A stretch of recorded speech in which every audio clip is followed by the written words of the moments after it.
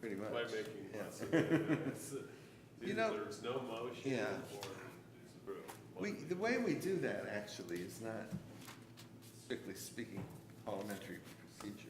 We do what? You don't really need a motion to approve the minutes. The minutes are automatically a motion. Is that correct? And you don't need a second. We We don't follow Robert's Rules of Order strictly, but that's what the way it is in Robert's Rules of Order. I think we always have a motion. I ran a student government college, and the way I got my way was I knew Robert's Rules of Order better than anybody. What state was that? Was that in Michigan. California? Yeah, so we have different ones.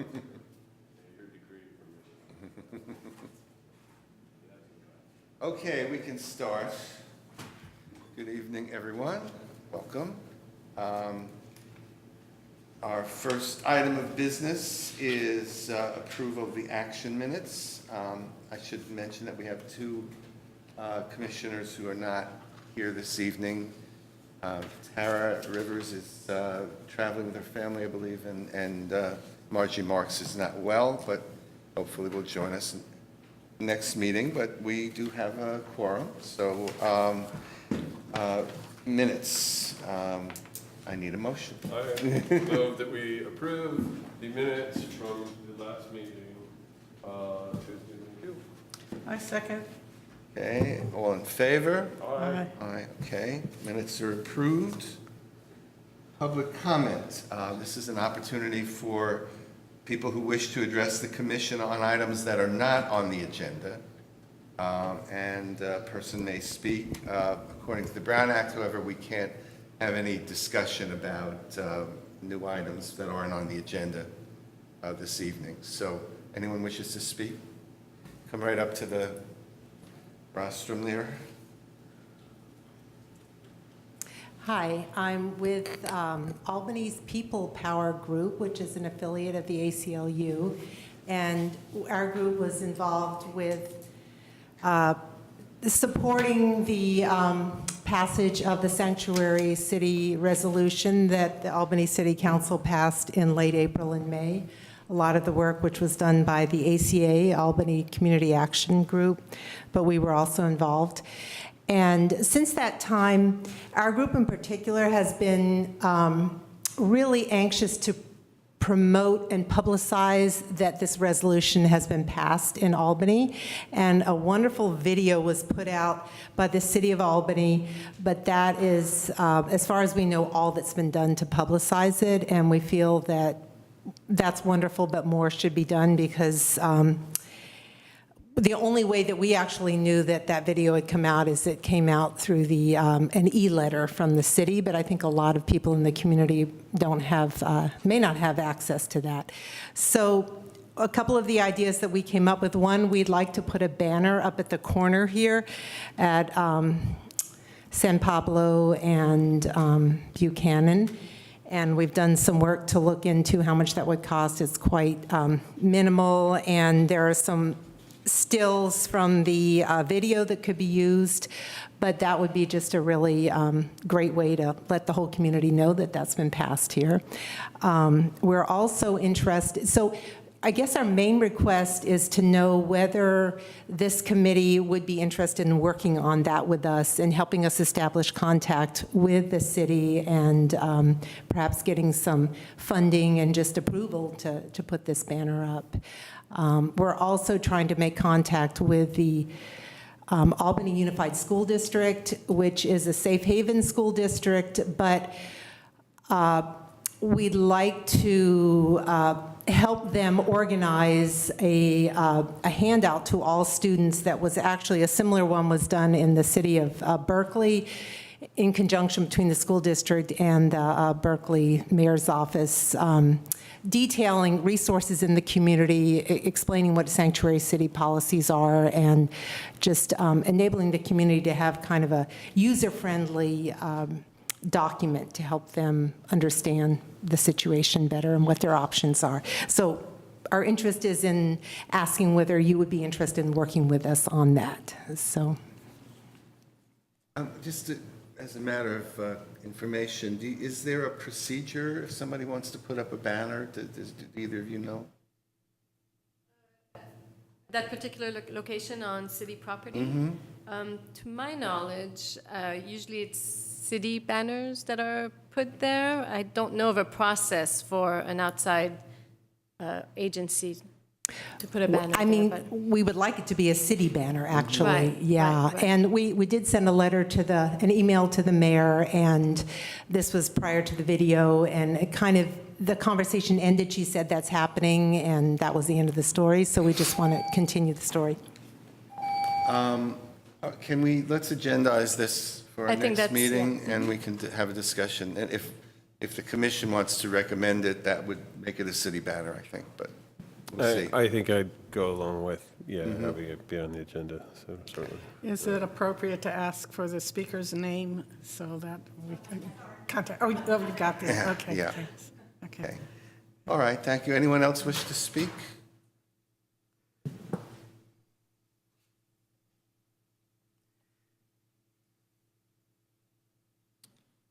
Hello, my name is Richard Cohn, and I've been a resident of Albany for about 10 years. And since I'm not used to these kinds of presentations, I prepared a little statement, so I apologize for reading it. That's what I'm going to do. So I'm here because of my concern about unwanted surveillance.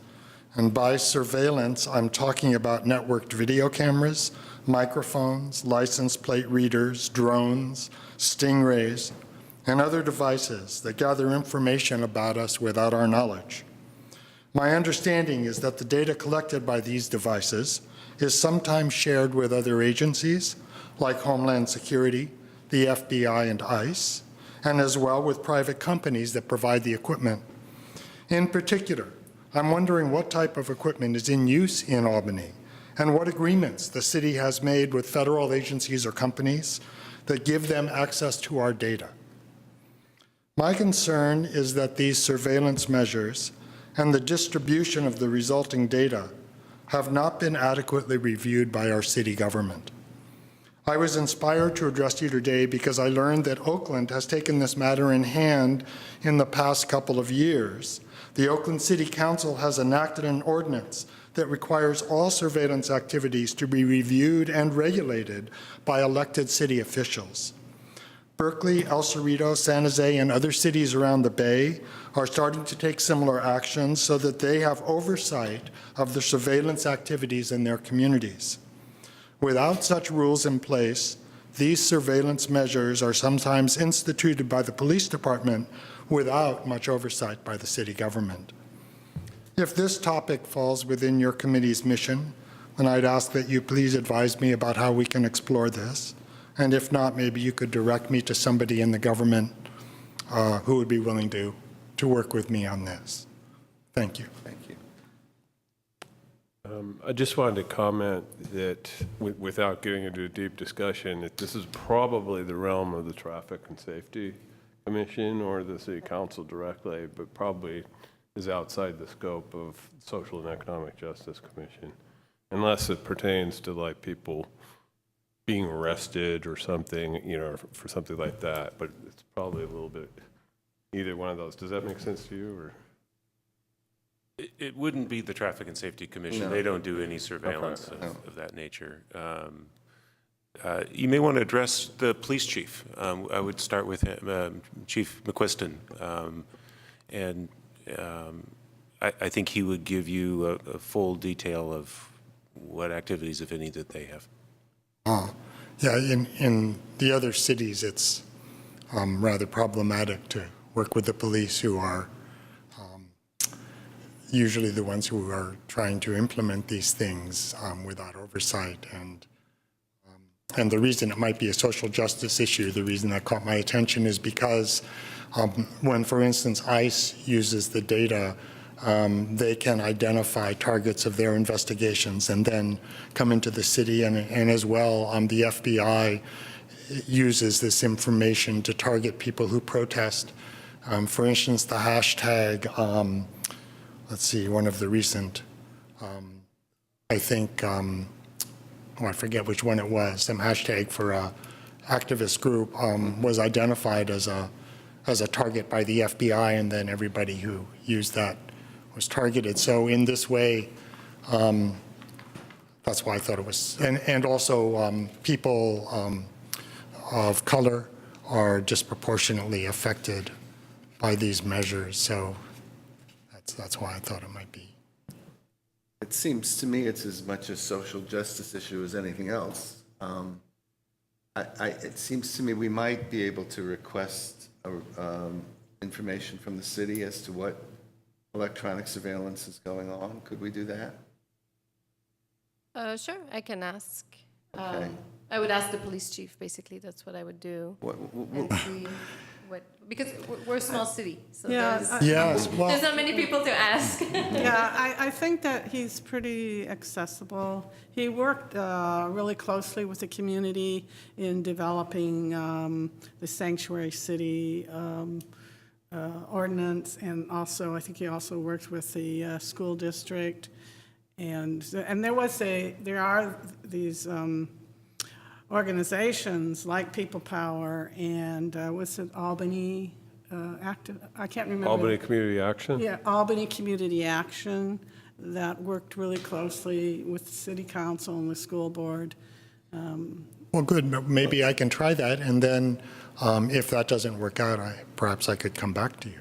Why don't we let Isabel Because- do that? Yeah, but also because it's, the commission has a work plan, and it's Yeah. not part of your work plan. Yeah. So what my recommendation would be that, this is of interest to you, so if you want to pursue that by, talking to the police chief, then that's fine, and then if you find that you want to pursue this further and you can come back to the commission. I think Yeah, that or would if you're probably not be the satisfied with the response you get, let us know and we can take it up.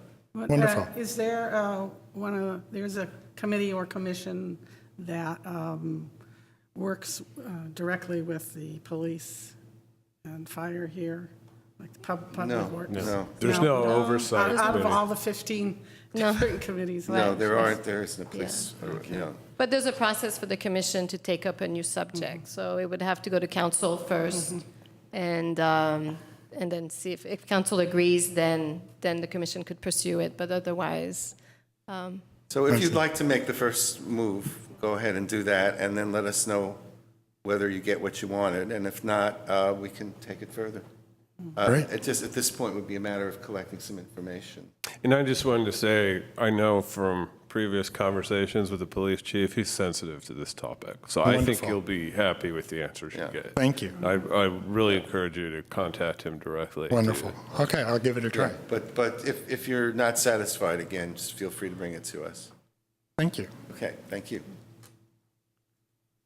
All right, then. Anything else from the, okay. Then we'll move on. Any announcements from committee members?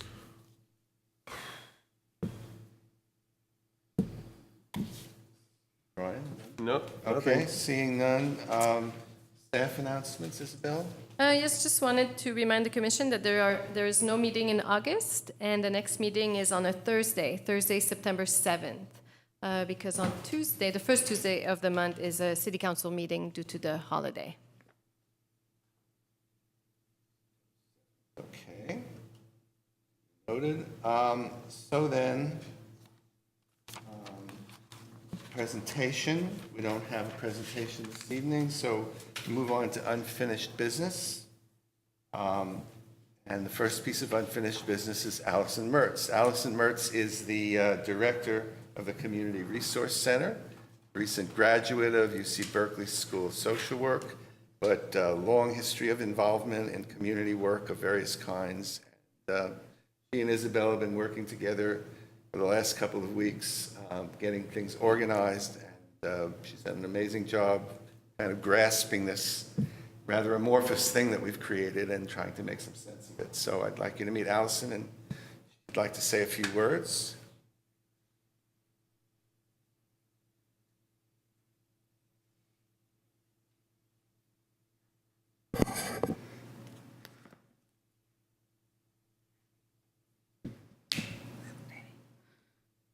Thank you so much for having me. As Bart said, I'm a recent graduate of UC Berkeley's Master's in Social Welfare. I have all different kinds of work history. I worked for Catholic Charities of the Diocese of Santa Rosa for many years doing grant writing and running their supportive housing programs. I did my master's degree internships at the Pacific Center, working with LGBTQ older adults, and at the East Bay Community Law Center, working with low-income people who were at risk of being evicted from their homes. I also worked briefly with refugees at Partnerships for Trauma Recovery in Berkeley. I got my start in social work while attending George Washington University in Washington, D.C. My degree is in public health, and I worked with many people who are homeless in the city at that time, and for a program called Project Health, which connected our urban university with Children's National Medical Center and people living in poverty whose health was affected by their poverty status.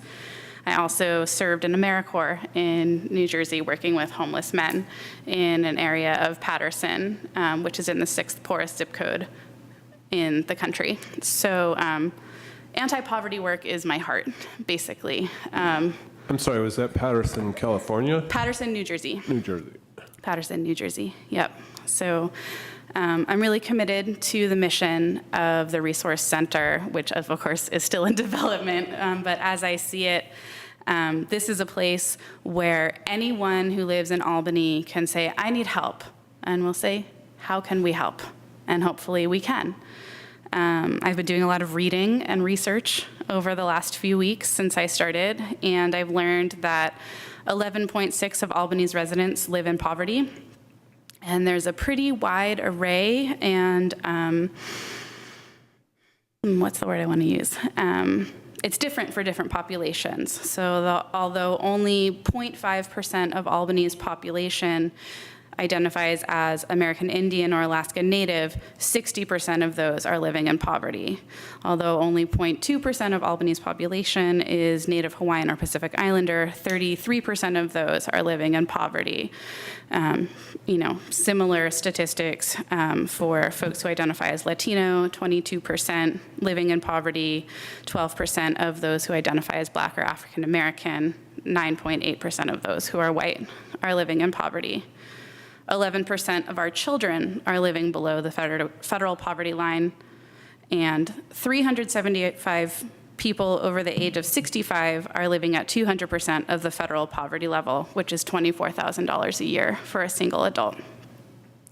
Additionally, according to research by the Williams Institute, we have 113 same-sex couples living in the city of Albany, and statistics show that LGBTQ folks generally have higher rates of poverty. Nationally, 1 in 4 people who are LGBTQ are food insecure, for example. So those are some of the things that I've learned by reading, and what I really want to know is, who are these people? Where are they? How do we find these neighbors in Albany, and how do we best serve them? And to my understanding, this is what the Albany Resource Center wants to do. We want to reach out and find these people and say, we're neighbors. We have skills, you have needs, you may have skills that we need. How can we work together to build a better Albany? So that's my vision, and I hope it supports what it is you want to do with the Resource Center. Questions? Well, do you have suggestions on how to reach out to these communities or to the community in general? I have so many. I would like to hear some of them. Yeah, I'm not actually really prepared to share that in this type of forum. I have a lot of ideas, and I would want to talk more with Isabel and Bart before I shared them publicly being videoed on television. Yeah.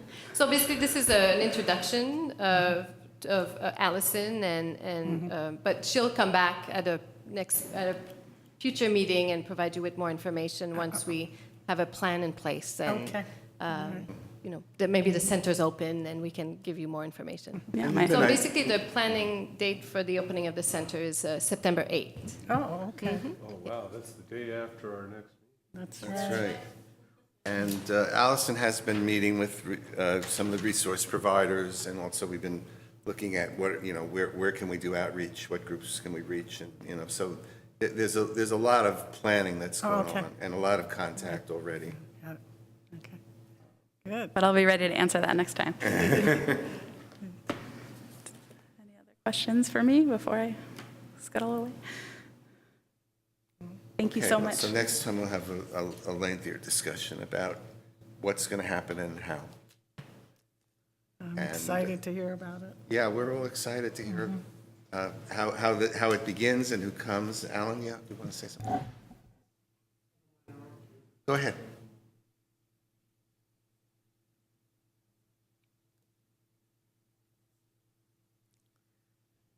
Alan Harris, Albany resident, member of Diverse Housing Working Group. And we're looking forward to working with Allison at the new Homeless Resource Center at the Methodist Church on Wren and Stanage. We had an initial meeting, kind of an orientation, a couple of weeks ago in which Allison participated, and I was very much impressed with the group that was there supporting this effort and with Allison's responses in our community. So I'm really looking forward to a very successful effort. Okay. This was our stakeholders group. Maybe you can run down who was there. Yeah. Just who you know. So basically, we had a stakeholders meeting. It was sort of like a kickoff meeting for the resource center, and we asked different members that represent different agencies or department in the city to attend, and everybody came. We had the church pastor and the volunteer coordinator. We had the fire department, the police department. We had Berkeley Mental Health.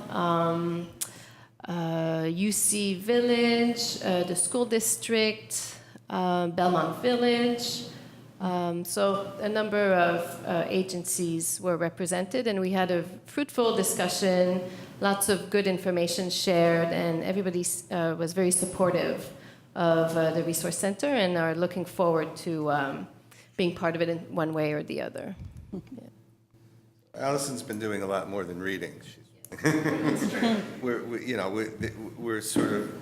She's been working on how we're going to collect information, what volunteers we're going to train, how we're going to do that, and what the needs are going to be. So she's sort of been kind of figuring out the superstructure and beginning to identify who are the people we can turn to for help and how well that's going to happen. So. So I just wanted to, is she going to talk again? Yeah. Oh, yeah, okay. Yeah. To say that if you're either interested in volunteering or if you have ideas about the center, please email me at amertz, AMERTZ, @albanyca.org. And I really do want to hear from people. Say that one more so it'll be on the video. AMERTZ @albanyca.org. Thank you. I just wanted to comment that this really is the manifestation of a dream on the part of Paul Curry and many Albany citizens. And just wanted to thank you personally, Bart, for your work on this matter, and I look forward to seeing this happen. Also, we want to thank Isabel, who's really done the staff work and made this happen. So,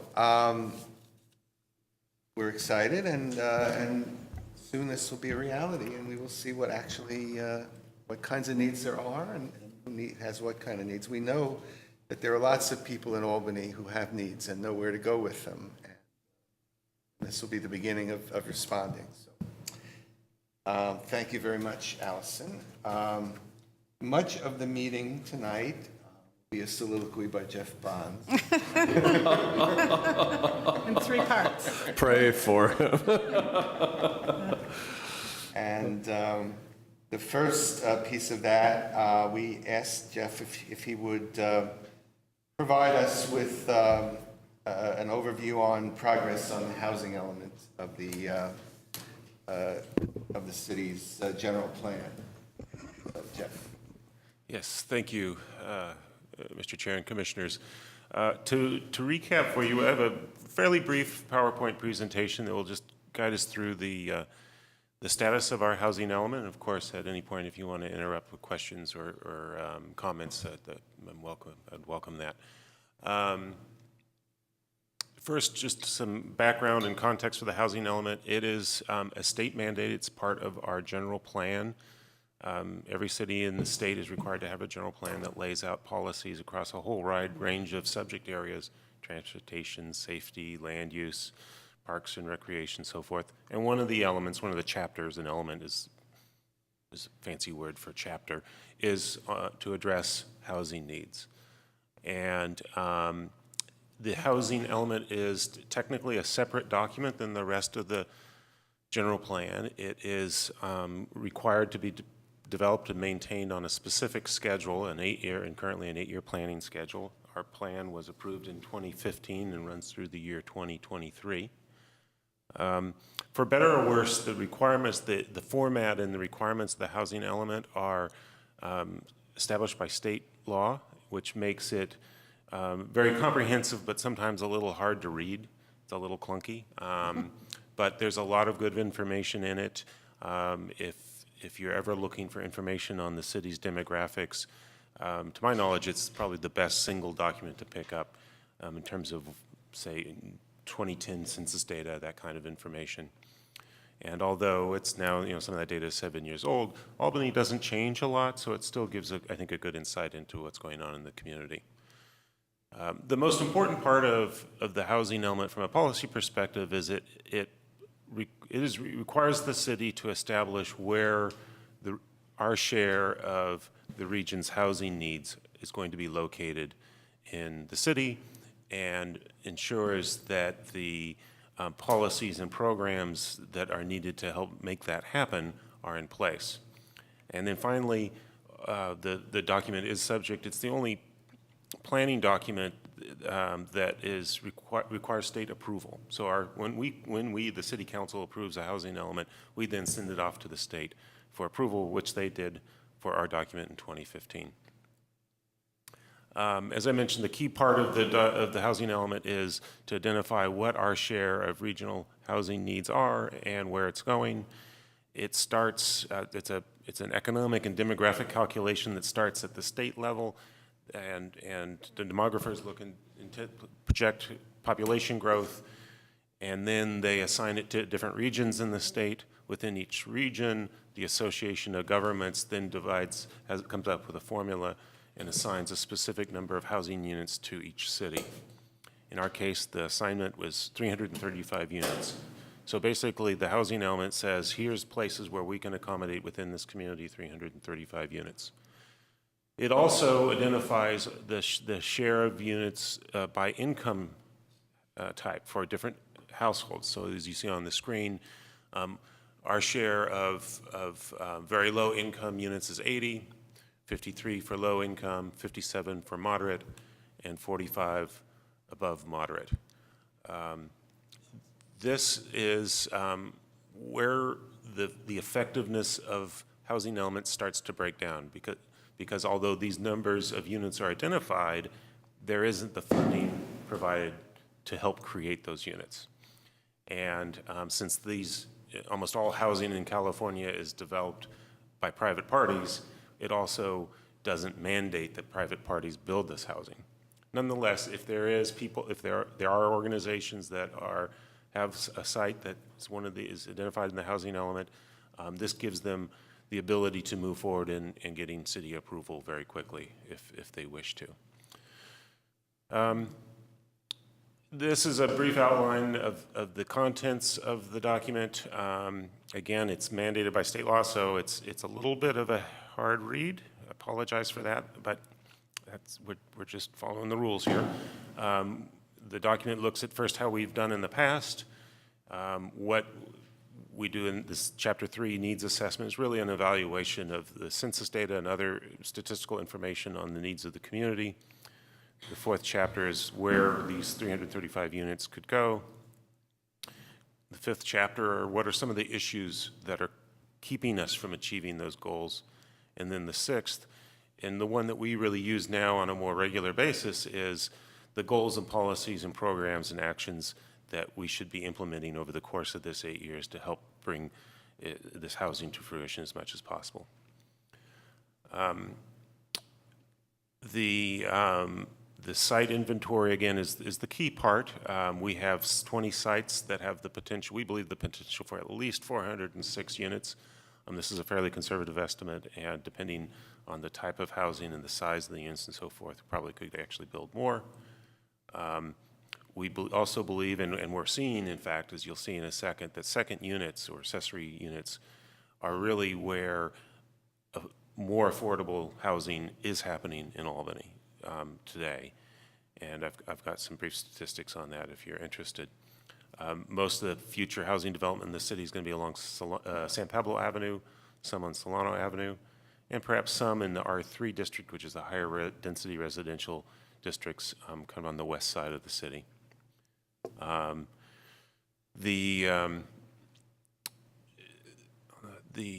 mentioned the accessory dwelling unit. Historically, cities have been resistant to this kind of housing, and in the last 10 years or so, there's been a 180-degree change, and we're now working as constructively as we can to help facilitate the development of accessory dwelling units. These are small units that are inside a home or in a basement or in an upper level or in a separate structure in the side or backyards, and they provide housing for smaller households, younger households or older households. They're generally smaller, maybe 200, 300, 400 square feet, but they are often the best opportunity for people to stay in the community. We've, over the course of the last few years, made some changes in our zoning ordinance, to some degree required by state law to do this, to make it easier for people to put these units in. So we have a little bit more flexibility. The parking requirements have changed pretty dramatically. And so as you see on this final bullet point, historically, we were getting 2 or 3 of these applications a year. And beginning in 2015, a sudden jump. So in 2015, we had 15 applications approved for construction of these accessory dwelling units. And this year, to date, roughly halfway through the year, we've got 11 so far. So this is, again, I think, probably the most significant step in the process of creating housing that's affordable for people.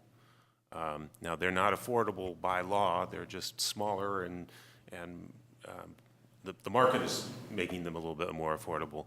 But nonetheless, we think it's a really constructive step to help extended families grow, or to give an existing property owner a chance to make a little income to be able to stay in Albany. Another significant thing that was identified in the housing element that we've made some progress on, thanks to the voters here in Albany in last November, passed a Measure N, which changed the city planning code that now allows the city council to make changes to residential parking requirements. Before the city council, before the citizens vote, the city council couldn't change the parking requirements. And so if you built a new residential unit of any size, you needed to have 2 parking spaces for that unit. And we're entering an era where people can't afford to have 2 cars, and hopefully by using transit and bicycles and other alternative transportation measures, it just becomes part of these larger, these households with lots of cars are kind of evolving a little bit, and it makes it much more feasible for developers to build housing that's more affordable. Particularly affordable housing developers and nonprofit organizations that specialize in developing affordable housing, they really need to spend their money building the housing, not building housing for people, not housing for cars, not building garages. So the city council is in the process, the Planning and Zoning Commission is currently in the process of making changes to these requirements or making recommendations. The city council will have an opportunity to vote on it this fall. And this is, as I mentioned, a big change and eliminates one of the biggest constraints to development of affordable housing in the city. Another initiative that was identified in the housing element that we're making some progress on is to the creation of an affordable housing fund. Unfortunately, the reality of development of affordable housing is it takes subsidy, a lot of it, to build these units. The city has very modest resources for anything we do, and in particular, unlike a lot of larger cities, we don't have money, a large amount of money set aside for affordable housing development. One of the things that we're working on is to create a fund, so if large commercial developments happen or large market rate residential projects happen, those developers are required to pay into a fund, which we can then use, the city can then use to help create affordable housing. We have prepared, it's a long process to be able to prepare the documentation, so these fees are legally defensible. As you might imagine, they're not popular with the people who have to pay them.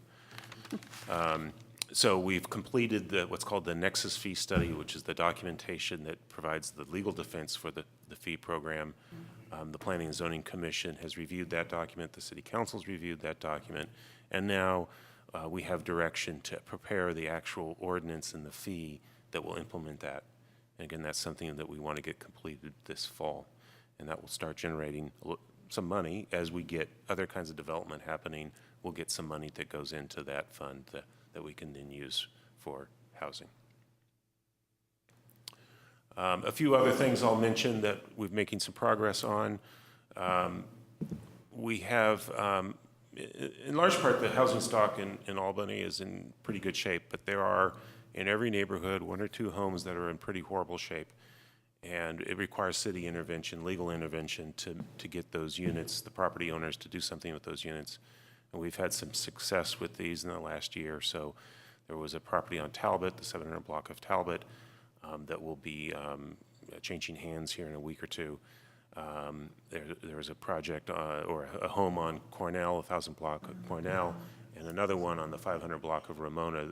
These are all recent examples of basically blighted homes that have been vacant for decades that will now be converted into both a single-family home and an accessory dwelling unit. So again, it's not huge progress. It doesn't turn the whole ship around, but it is something that we take on these things one unit at a time. We do have a few units of housing in the city that came about through actually 4, came about out of our inclusionary housing program. The condominium complex at 727 San Pablo, for the old timers, it's where the mortuary used to be on San Pablo Avenue. That project has a total of 25 units of housing. 4 of those are inclusionary housing that are required to be affordable. That property went through some probate proceedings, and we're working with the family that is at the end of the probate to make sure that those 4 units are occupied by qualified households. A couple of other things, we've adjusted our fee schedule, so in the future when we get affordable housing projects, our city fees that we normally charge will be adjusted, lowered for those projects. And then finally, we've done some, Isabel was organized a fair housing training session earlier this year for members of the public and staff. There's still many, many initiatives in the housing element that we haven't gotten to. A few of them that we're particularly interested in doing sooner rather than later. We need to make some more changes to our zoning ordinance to change what are called density bonus regulations.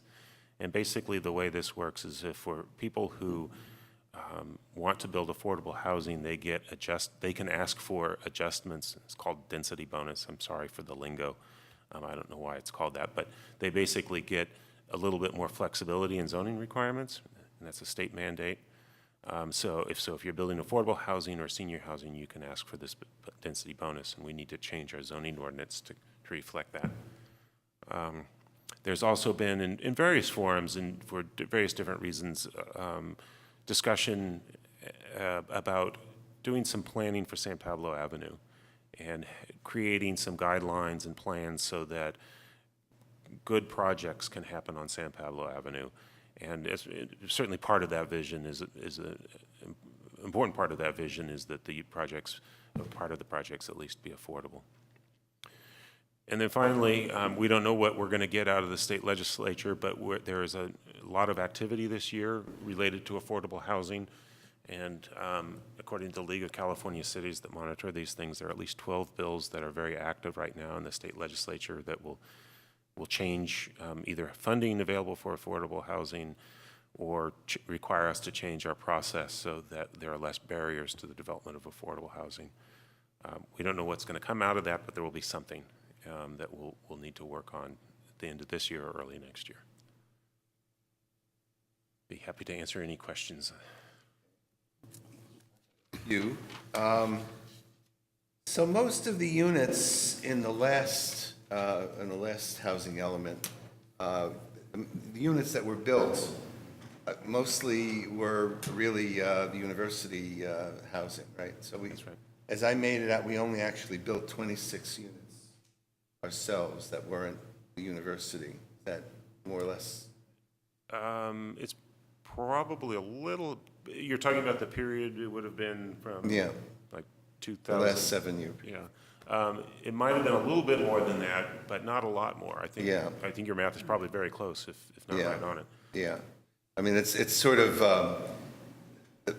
when you include the University Village, you get this result, which is a little bit spurious because it's really not available to Albany residents unless you consider students as Albany residents, but they're temporary residents. Yeah, there are different ways of thinking about Yeah, that. I think yeah. there are certainly members of the community, and many people who live there become lifetime Albany residents. So Yeah. I wouldn't totally dismiss the value. of Yeah, that in the I wouldn't community, dismiss but it entirely, but it's not the same thing as. It's not something we control. Yeah, You're right. yeah, yeah. One of the things that confused me, and I know, the housing element is not up for discussion tonight, but a lot of the sites that are available are in San Pablo, which is understandable, but some of them represent areas, buildings and sites which are in use or occupied by people. There's no reason to necessarily think that people are about to leave or that the businesses in them are about to turn over. You're correct, although many of these property owners do check in with us from time to time and inquire about, gee, what if I were to go do this? What could I do? And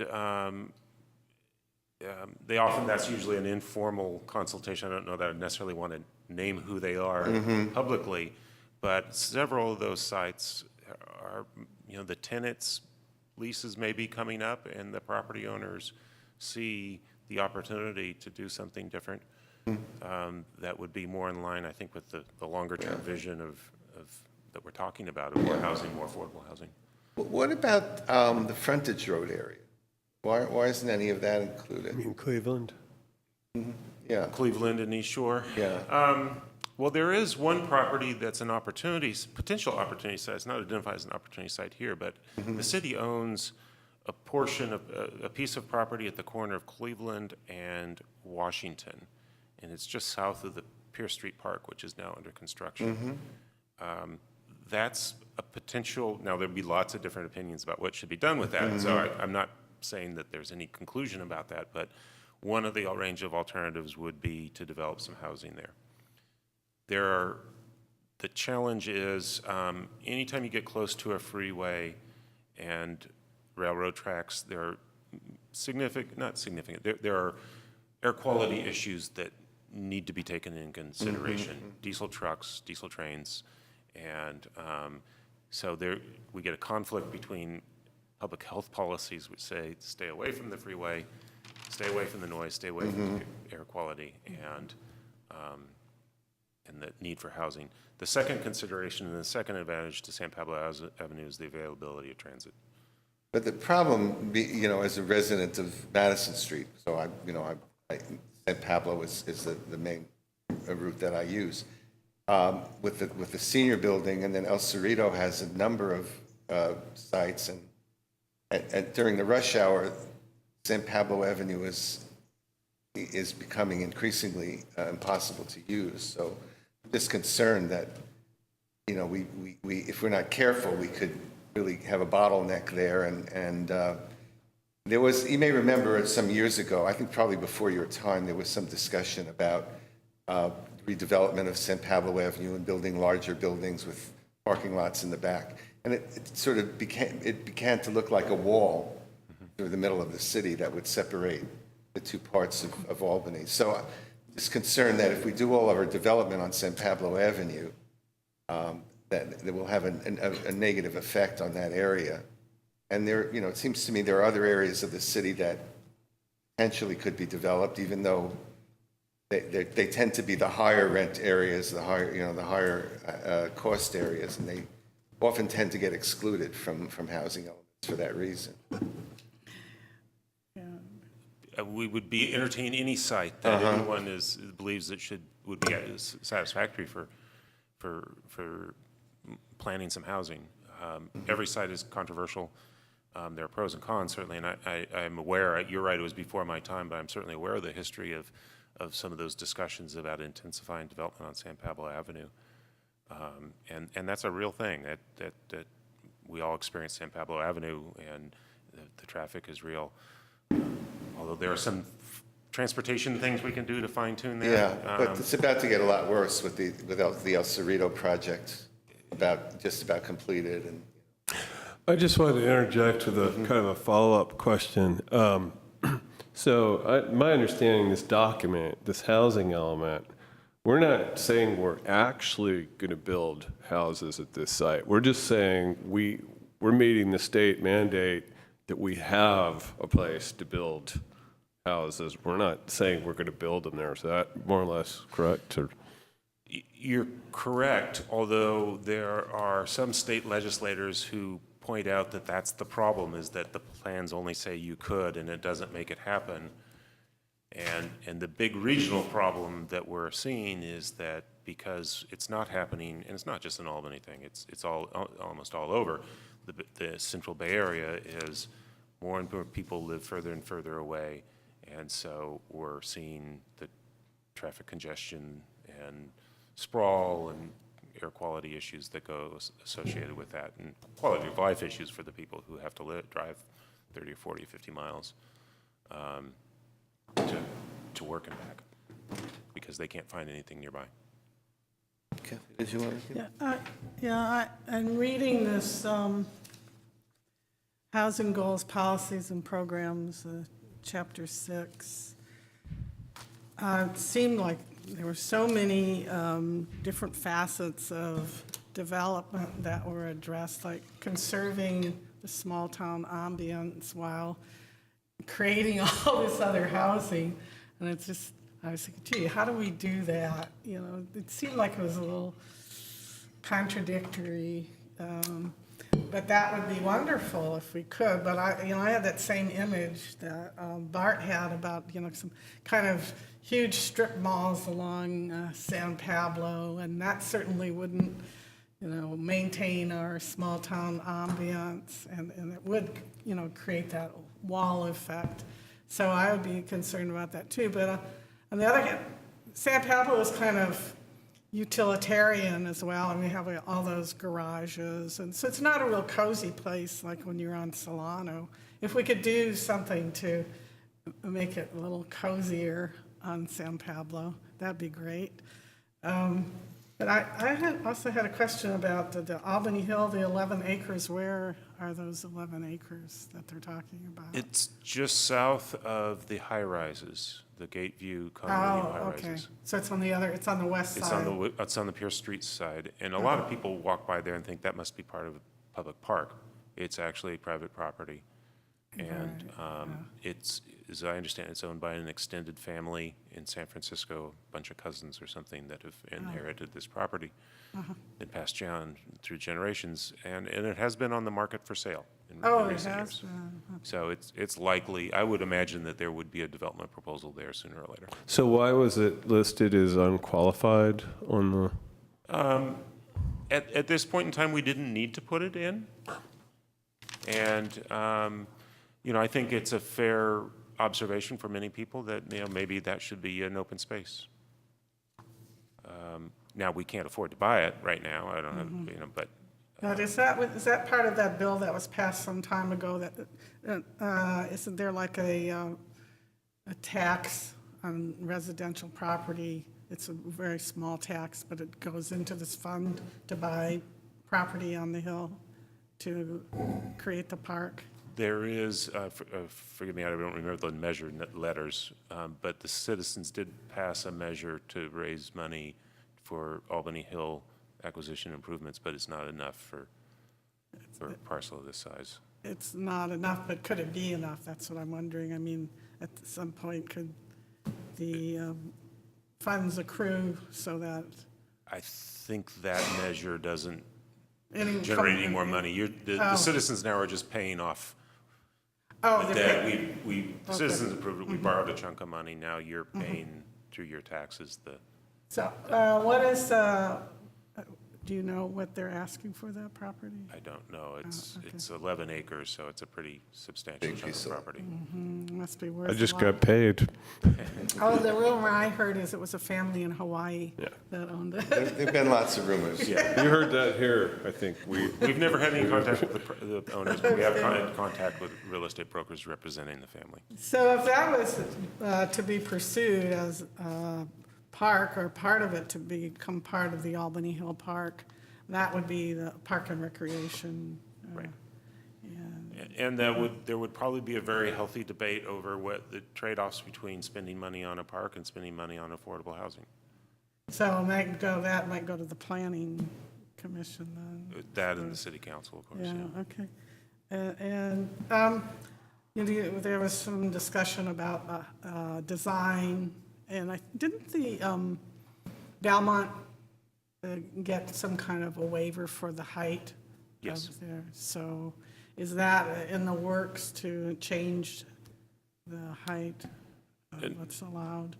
A couple of, it's come up in discussion at city council meetings and at planning and zoning commission meetings that there should be a discussion about that. But the discussion, in fact, just last night, there was a presentation of an economic development strategy, and there was a brief discussion about doing some sort of a planning effort for San Pablo Avenue. But that hasn't started in any formal way.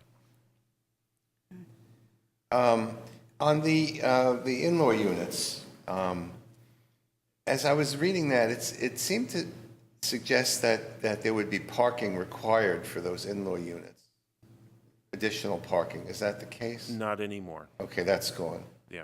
Good. And what is the city doing in terms of making people aware of this opportunity? You know, that's something that the housing element talks about, that we probably need to figure out a better way to communicate the availability of these programs.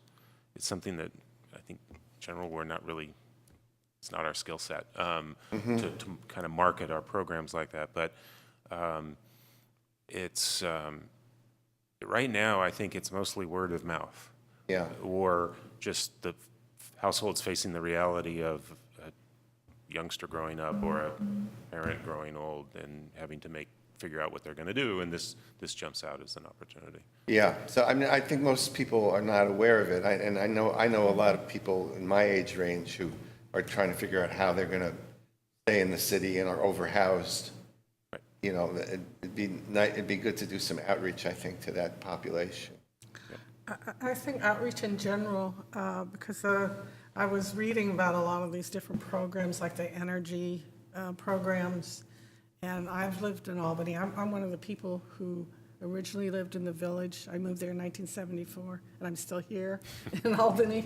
But I had never heard of a lot of these different programs, and I'm just wondering if we couldn't improve our outreach in regards to them. Yeah, I think you're using a good example of energy efficiency programs, not only city programs, but PG&E and other utilities. There's a lot of programs out there, and it's just hard to get people, you know, you can put an insert in the bill, but nobody reads the bills, or, you know, you got to get beyond the kind of the junk mail barrier. I actually would be interested in doing something towards that. it used to be EPA's, the Regional Energy Star spokesperson. So I'd be interested to hear some of your ideas about it. okay. Okay, so I have a few points if you two, is Go ahead. that all you two? And We just, can circulate around, it's your turn. yeah, so just to kind of dovetail onto what Kathy was saying about the different goals and objectives, you know, I looked at this, and I know we're not debating the whole thing, so this part's just a comment that it seems like there's some goals that are kind of antagonistic, that work against each other, and that don't go so well with the overall background of Albany is that we have a lot of older homes that are like 80 years old and weren't seismically built right. So the item I'm seeing in there, and this may be dictated by the template from the state, is that we're discouraging teardowns. We're discouraging teardowns because they would remove affordable housing. And I'm looking at it and saying, well, you know, if you've got an old 2-bedroom house that's, you know, not seismically compatible really, and, you know, you're going to build a bigger one, you know, then these two things kind of go against each other, this affordable housing and having more housing. But I'm not going to ask you to comment on that much, but it's just kind of an observation that this is the broth that we're in, and maybe for the public to understand why it's such a difficult problem. But one thing, you know, I want to talk about is in reference to the shared housing workshop that was conducted by the mayor. And probably the most exciting thing I saw out of that, and I think there's an opportune time now to do something about, is the idea of a community land trust. That it's a method that comes out of Native American cultures or indigenous populations where the community essentially owns the land, and it takes that out of the equation because studies have shown the land prices are what create the unstable housing prices. So what I'm wondering if we could start thinking towards is how the city of Albany could establish a fund to actually create a community land trust and maybe buy some of this property. And normally cities don't build housing, right? We create policies, but this is something, and specifically some ideas that I heard about was transfer tax. I heard about this happening in Connecticut, that they have transfer tax, and obviously we wouldn't want it to be too high, you know, but transfer tax that puts money into a pool for us to address some of these issues. So I guess that's just my thought on the issue, that it's easier to put more people into one address than it is to create more addresses. And if we are going to create more addresses, we want them to be owned by the create homeowners and not. So I don't know if there's any comments you could get out of that, or I think that's a terrific idea. I'm not sure the city ought to be the trustee of that. I think, you know, perhaps a community-based organization would be, and the city being a facilitator, and if there needs to be city funds to help make it work. But I don't know if we should be the landlord. That would be my main observation. Do you have another thing? Yeah. This is kind of minor, but it could be important to some people. I noticed that manufactured homes are allowed, but I've never seen a manufactured home that I recognized in Albany. Do we have any manufactured homes here? We do. Alan is shaking his head. Did you say they are allowed or are not allowed? Yes, they are, yeah. So that surprised me. Well, your vision when you hear that is a trailer park, but we don't have a trailer park. No, but there are more and more prefabricated or partially prefabricated homes. A lot of these accessory dwelling units now are prefabricated. They're beautiful, and you wouldn't think of them anything like a traditional mobile home or something like that. And even custom housing now today will sometimes be prefabricated, and you can have some of the structural elements constructed off-site and delivered here on a truck and kind of put together like it's a toy. There's Okay. a couple of, a couple of them I'm aware of on canes that have gone up in the last 10 years where a lot of that was assembled in a few days and then the finish work was done locally. Our new public works building is in part of prefabricated structure. Specifically, what this brings up, it's an idea I brought up before, is, and you just mentioned it, is prefab in-law units. And there's some of them that are out there that are referred to as medi-pods. So, but this is where actually some of those restrictions come into play. So just to pose kind of a hypothetical situation, if someone wanted to tear down their garage and bring in that's not being used or whatever, and bringing in a prefab in-law unit, what would without getting into all the details, what would the city's attitude be toward that be right now, and how is it changing? That's how a lot of these units are being created, and we do, for a regular single-family home, there are still parking requirements, so we'd have to honor those, but we're creative about how to make that work.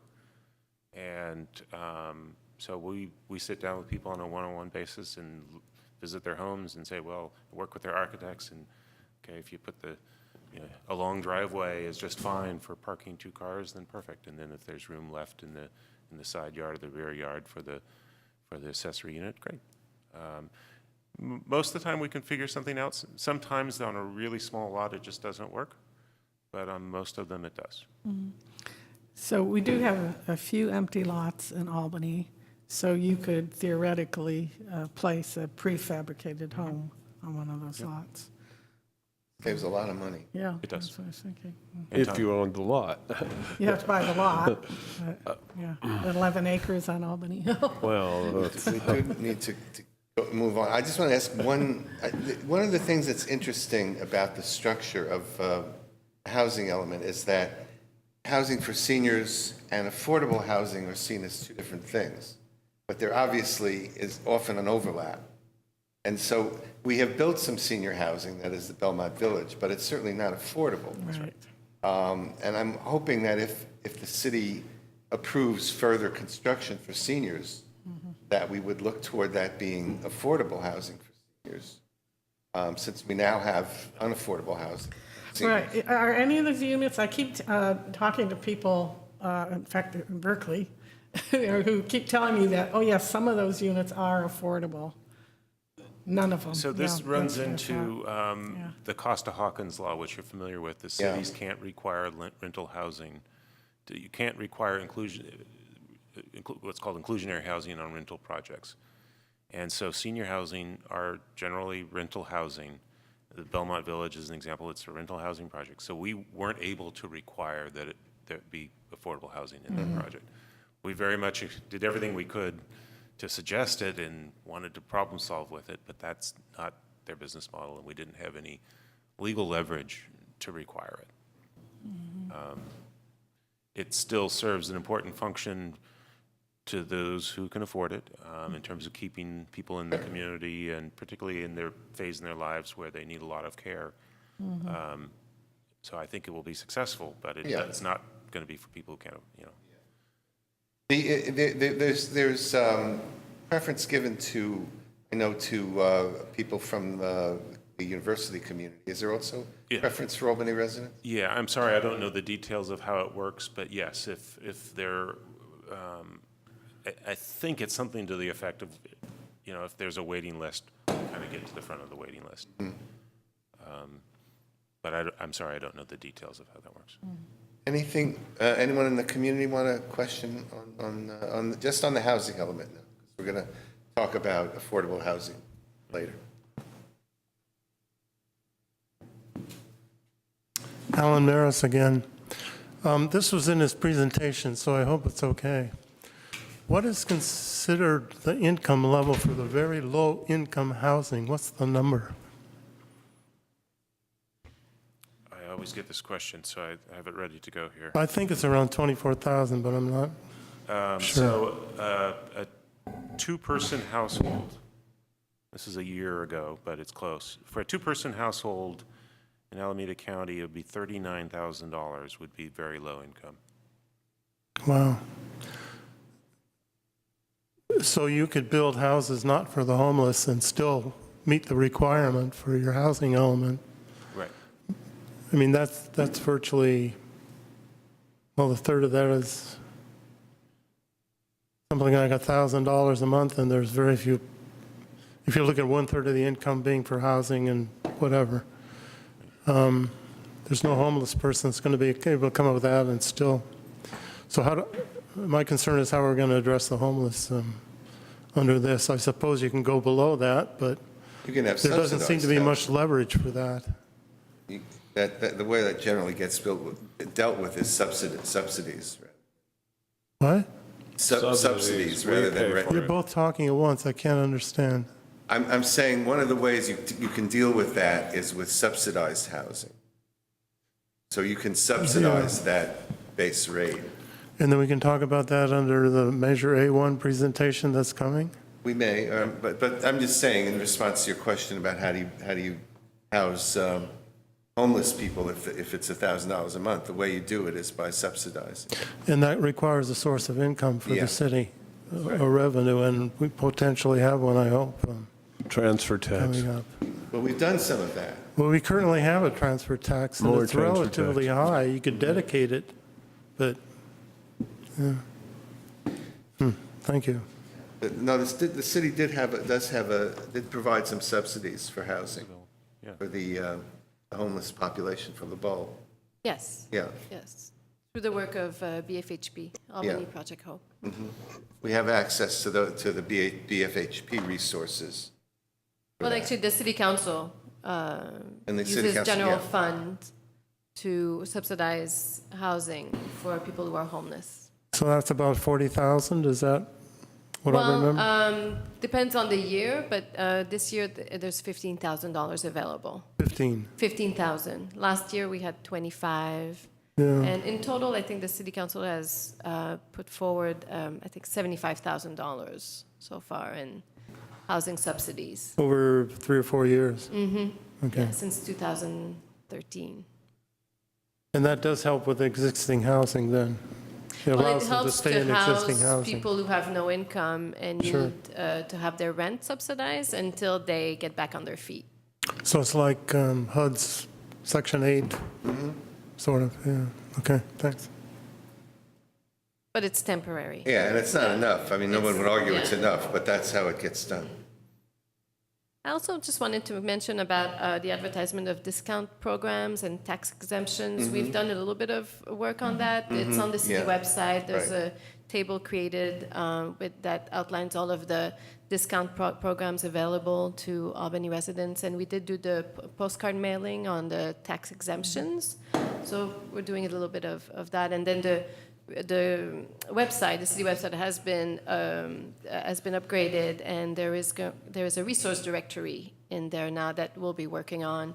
And I'm sure that the new resource center will also be a great place for people to find information on all those programs. And we also have a lot of information at the senior center on those programs. Okay, well, let's roll on here. I would like to introduce Jeff Bond, Community Development Director, on the Alameda County Housing Bond. That's the next item, item 7.3.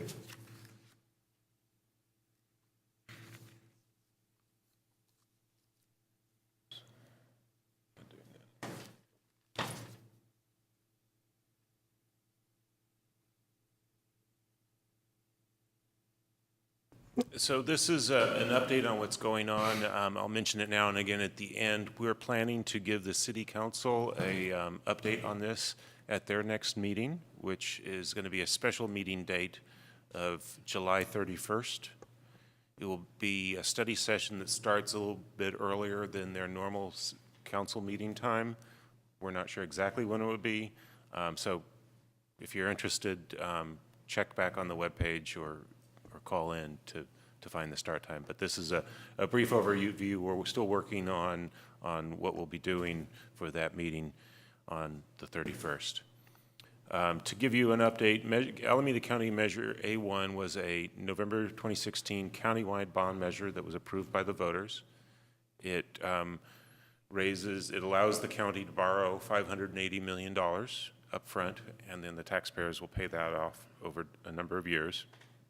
The plan for the county is to spend that $580 million over the next 8 years or so. It's being managed by the Alameda County Community Development Agency out of their Hayward office. And for the taxpayers, this translates into about $12 to $14 per $100,000 of assessed value of property that taxpayers are paying.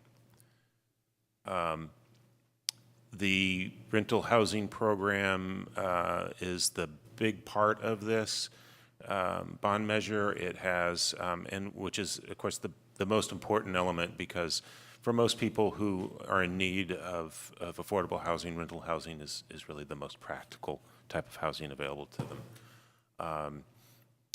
The main program is the Rental Housing Development Program. $425 million is on this slide.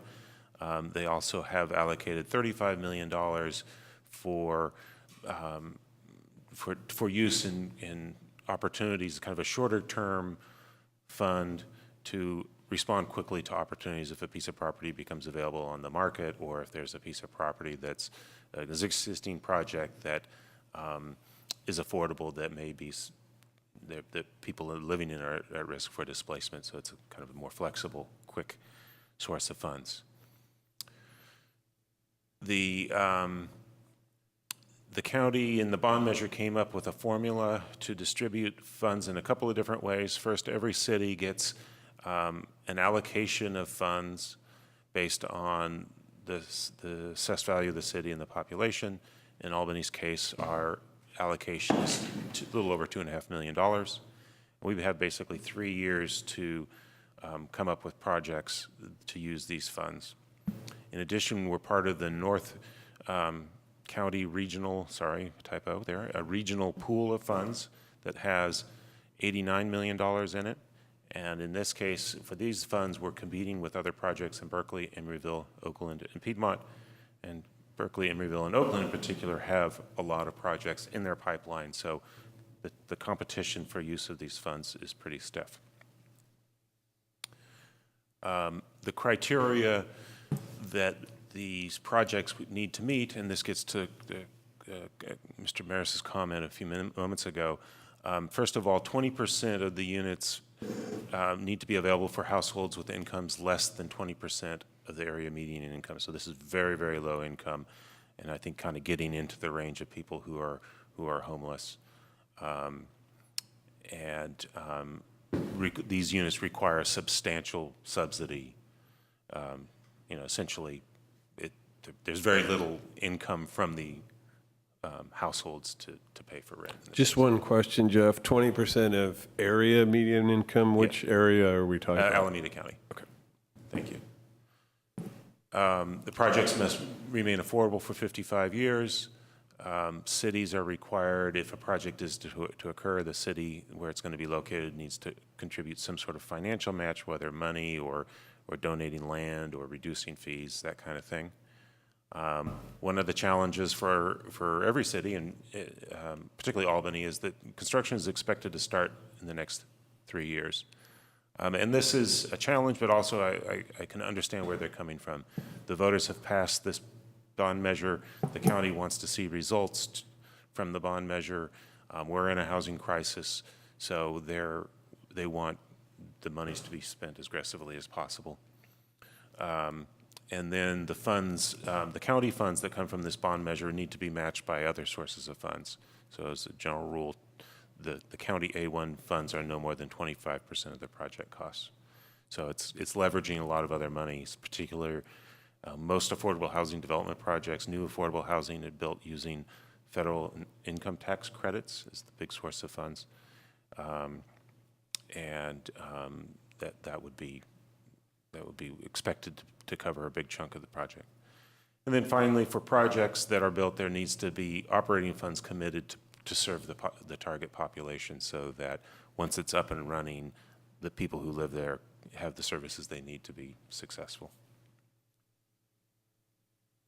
As I mentioned, there's the Innovation Opportunity Fund, which gives an opportunity for projects that present themselves on short notice.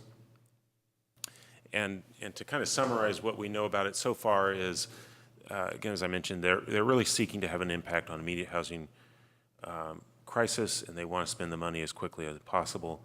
And I think if there's kind of a preliminary conclusion to this program, the projects that are going to have an advantage in this bond measure are ones that are currently in the planning and design phase. There are a lot of projects out there in other cities that have development teams, they have plans, they may even have permits. It's the financing that is the tricky part, and they're usually patching together 3, 4, 5 different types of funds, and it's a little struggle to make it work.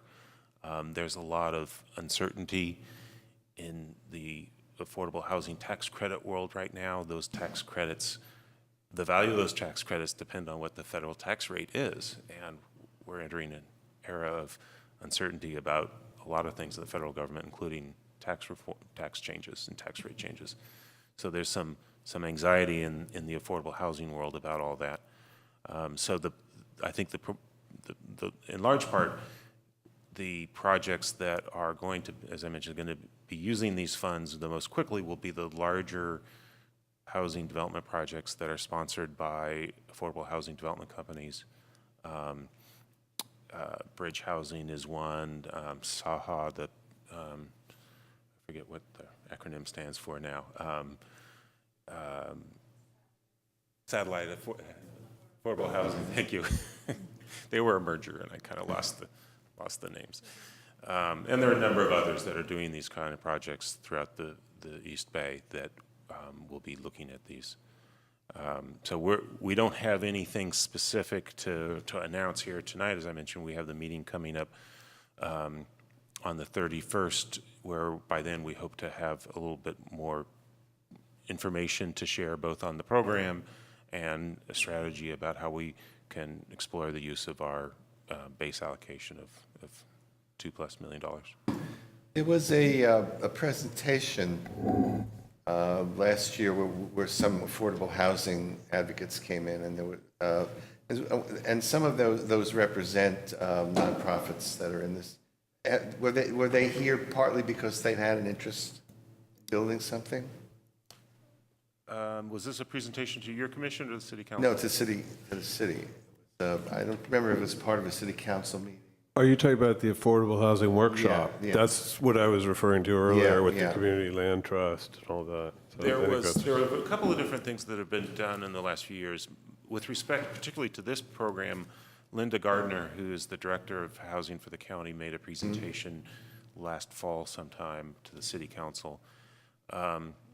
As part of the preparation of this housing element, we organized, City Community Development Department organized a workshop that included affordable housing developers to just give us some ideas. There weren't specific projects in mind that were active, but they gave us some ideas about what they look for when they do projects. There have also been some classes at UC Berkeley have used Albany properties as kind of hypotheticals, I guess, but nothing is currently front burner active in the way of affordable housing, a big affordable housing development project that would be eligible for this right away. Do we have anything that in your estimation might be attractive to a developer? I mean, any of these identified That's what we're properties? working on. Yeah. That's what we want to work through in the next few weeks and see if we have something specific to present to the city council. So I guess my comment would be, this sounds like something we really need to move fast on, because we've got the competition for these funds from Oakland and Berkeley. They've got shovel-ready projects that are just sitting there waiting for someone to fund. And here we are at Albany, and we don't even have much available land. So it seems like we really, maybe the best strategy would be just find one big piece of land that we can develop on and use the whole $3 million. Otherwise, Think of selling your house? no, but I'm just, that's my picture of it I'm getting from this presentation, is that we really can't afford to mess around, or we'll lose the $3 million. $3 million is not much. Part of our Nexus fee study that I mentioned in the previous agenda item, we evaluated what it costs to subsidize a unit of housing, and I think it's in the, if I'm not remembering the exact numbers, but it's like $250,000 or so per unit to make it affordable. That's just the reality of the construction cost and project management and land acquisition. That So this is the equivalent of 12 units. 10 or 12 units. And then at most. it has to be, like, that money has to be 25% of the project. So really, we're talking about 25% of 48 units, so 50 units that we've got to find a 50-unit project, so that we could get that money, which we're actually paying. We're paying out of our property taxes. Otherwise, it's going to go to another city. Right. Right. You're the first to have that thought. No, but I'm just saying, like we voted for this, and then now, like, the deer in the headlights says, you know, we have to follow up, or our money's gonna go to Oakland I and think that is Emeryville. a concern that we share, but also I would urge you to also take consider this from a regional perspective. It's a regional or national problem, and to the degree that this is a successful program, whether the housing is in this, Fremont or Berkeley or wherever, it will still serve the broader community. It's not. Right.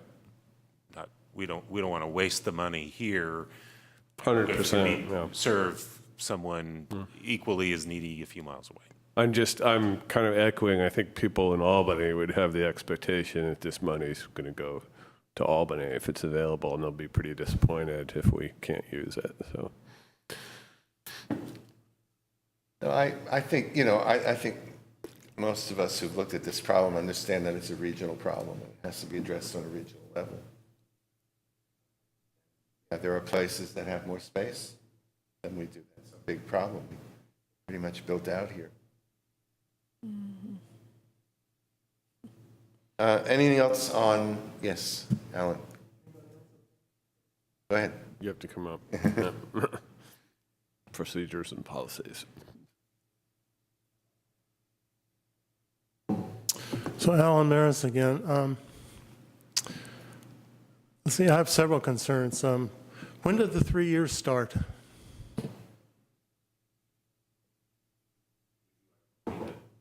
Yeah. The regulations are still being developed, but I would presume they would start very shortly.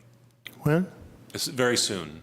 But they haven't started yet. The Board of Supervisors is in the process of reviewing the program outline. There was a meeting on Tuesday with the Monday with the Board of Supervisors. Did you go or did you It was see it? today, wasn't it? I lose Today? track, but there have been meetings Okay. going on. Okay. So $2.5 million, we can leverage that in a bunch of different ways. Are we looking at that as well? I mean, we could buy the land and have a private developer develop the housing, which would kind of be a subsidy to private developer, but are we able to? That's what we're working on for the July 31st council meeting is some of the, what different, how that would possibly work. And then we have a lot of very talented architects living in Albany. Can they be involved in developing the housing project, the affordable housing project? I know one in particular on our Planning and Zoning Commission, Susan is with affordable housing developers, I think. Right. At least Susan, unfortunately, is no longer on the commission. Susan Friedland Oh. is the executive director. Well, of that's SAHA. good. Then there's no conflict of interest. She could. And she's a resource that we've been talking with. And I we'll be think I talking heard to. that, yeah. Well, I'm really glad to see we're starting to move on this. I hadn't heard anything in quite a while, so thank you very much for having this meeting and having the workshop on the 31st. It's going to be really, That workshop's going to be the key. yeah. So, great. Okay. And then finally, on a totally different subject, the rent review ordinance, an update. Yes, just a brief update. We issued a request for qualifications and got an underwhelming response. So what we'd like to do is work a little bit we had one organization respond, and what we want to do is do a little outreach to some of the other organizations that we might have expected responses to, and figure out really what the best steps are. The organization that responded is potentially is a possibility, but we want to be able to give the city council options and alternatives as they're evaluating where to go next. So it's something that we will be working on over the next few weeks, and we want to bring something to the city council probably in early fall after the August recess, as quickly as possible after the August recess. My concern would be, of course, as you can imagine, that the longer we delay doing this, the less useful it is. I mean, as people adjust their rents because we don't have a moratorium, we may have a rent review board after after all the rents have been adjusted. So I guess, it would be important, I would think, to have some kind of a deadline on this. I understand that concern. I share that concern. We also want to do it. We want it to be an effective program, and sometimes it just takes a little bit of time. Yeah. You're going to extend the deadline for accepting RFPs? I think it's important to first find out what it was about that discouraged people, to see whether that would make any difference. Okay. And then they may end up applying as well. yeah, I mean, I don't want to do that if it's not going to make any difference. But if we think it'll make a difference, then we'll do it. If not, then we proceed. And like, again, on any subject matter, we like to generally have one or two good options, a recommendation and an alternative that are hopefully viable and responsive to council in your direction, but we're not quite there yet. Yeah, and what is the commission's role going to be in regards to? Right. The city council gave us, but I want to go back and listen to the city council meeting again to make sure I'm really clear about the direction they gave on it. You obviously have played an important role in this, and we want to keep you in that loop. The city council also gave some direction about wanting to be the decision makers in that, so we'll figure out exactly. We're not going to surprise anybody with anything, but I can't make any promises exactly how we'll bring it forward and what the exact sequence would be. I'm sorry if I feel like I'm being kind of murky about this, and I'm not trying to be it intentionally. It's just kind of where we're at with. Well, it was a murky, the work plan was murky about, I mean, we're supposed to review it, but I don't know what that means. So, yeah. We will, I'm happy to come back to any of your meetings and explain where we are. So you're in the information loop and have a chance to participate. Speaking just for myself, I definitely am eager to participate, and I suspect Margie is as well. And to the degree that, perhaps as a subcommittee, there would be opportunities for more kind of one-on-one input, that may be something that's appropriate. But I don't think I don't think tonight's the night to do that. I think it'd be better to have more information about where we're going, have the full commission here tonight, or at your next meeting for that decision. I think I would just comment that I think, in general, implementation is more on the side of the city and the departments and the employees. Oh, yeah. Our job is to kind of help develop policies to guide what's happening. We've already pretty much crafted the policy and it's gone over there. When there's questions that come up, but they need to keep us in the loop because it's part of our overall objectives. Well, Margie and I invested hours and hours, putting together background information. So we have, reserves in our brain available to provide feedback and insight on So it's not just so much, whose role is what, but, who is a resource as well. And Margie and I are definitely resources. Just one more question or two related to this. There was a period announced, and there was an applicant. Is it legal for us to reopen that without, addressing that application? Yes. Okay. The way we write our request for proposals, there's disclaimers at the end that we can modify the process as we see fit. We want to do it in a professionally responsible way, and we want to honor the fact that people put the effort to it, and we wouldn't dismiss what they've done by any means. But we also need to make the right decision. And Can you say whether the proposal that was submitted is in the ballpark? I mean, we haven't talked to them in detail. yeah. I think it wasn't really a financial proposal. So it's, I think really the decision-making criteria would be more in the course of an interview and discussion about the details of how they would actually manage a program. It sounds like it was more of you just got only one proposal and it's hard to evaluate just one. And On anything that we do, if you ask for proposals, you only get one back, it so tells us there's something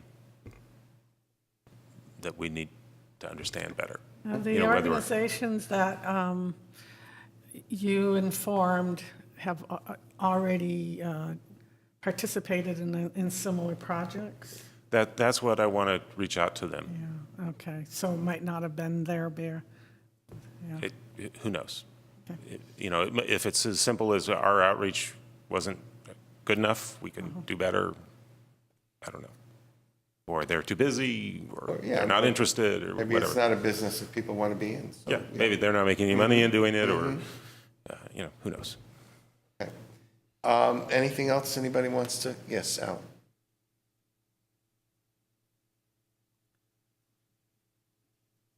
Alan Maris again. A couple of weeks ago, I think all Albany residents received a letter explaining what rent review is going to be. And it wasn't, Oh, you mean that lawyer's letter? it wasn't exactly correct. Right. And I know a number of council members responded on their blogs, and the city responded on the website, but I don't think that's nearly as thorough a coverage on this issue as that letter provided in the community. I'm a little concerned that we get this thing rolling before too many more of those false advertisements come out. I can't speak to that letter. That was a private individual deciding to send something to Yeah, property but I'm owners in the speaking as a city. community member, and I think I can do that. I'm speaking as a Oh, of community course. member, and I think I But can I'm do not, that. I don't feel comfortable responding. So I'm expressing my concern to the community and also, I think, to this board. I just wanted to say, I think the mayor did an awesome job thought of she did responding too. to that letter. and Yep. I don't think we need to say any more about it. But I don't think it got the coverage that that Well, letter I never saw the letter. Oh, I'd like to good. see it. did. Okay, Okay. thank you. I did see the mayor's response. Yeah, I did too. It was on our website, and It's on the city website. Is the letter on the website as well? I think that's where I saw it. Maybe I saw it on Nextdoor. Community It was in the website. Albany Community Actions Facebook page. Yeah, a lot of places, Facebook yeah. group, there was a lot of discussion there, I know, but again, I think, it's already been really dealt with by the mayor, and she's going to Good. give more Thank you. louder voice than us. Yeah. Okay. Well, I'd like to see that letter, though, somebody could. Yeah, we can do that. Okay, can you email it to me, somebody? You email it to me? Okay, great. Okay, so I think we're done. 7-5. We're done with Jeff. We're done well with Jeff, that's what I'm saying, yeah. See, we're done, I know. Thanks, Jeff. Thank you very much. You're welcome. It's my pleasure to be here. And, really appreciate the effort and the clarity. Thank you. And, we'll look forward to hearing more about all of these things. We are, our official end point is 9:30. 9:30, yeah, so we have enough time. Yeah. Additional item, which is inclusivity. We have a subcommittee report, and then I have a couple of things I want to suggest. Oh, okay, great. So this will just be brief. Tara and I haven't actually met, but I just wanted to, I'm sure the other commissioners are aware that our Loving Day proposal was adopted by the city council as a consent calendar item, so there wasn't much fanfare about it, but hopefully that's something we could build on next year. We haven't done anything on bilingual education, but there's a new idea that kind of came my way. We can't really talk about it in too much detail now, but I want to suggest that, and I'll do some research. And it's just come to me from all different directions, is the idea of pursuing sister cities. So traditionally, people have had sister cities with countries like Japan and so forth. It was actually Eisenhower's idea originally, and now, particularly in response to the Trump agenda, the idea is out there of adopting sister cities in places like Mexico. So, and also I've been approached about people from China that want to have sister cities. So kind of my flavor of it would be, hey, it would be great if, immigrants that are here in Albany, if we could adopt, their city as a sister city and develop a relationship like that and help people to kind of come to understand who these immigrants are, where they come from. And maybe that's a way to, to help mitigate some of the stigmatisms. So I think, it's something I'll research and then maybe come back to you with a more detailed report. And hopefully, Tara and I could talk more about the bilingual education topic for next time. So. Yeah, I actually mentioned this to Marge Atkinson. She used to be the mayor a few years ago, and she told me that we have a sister city. Yeah, I thought we had, yeah.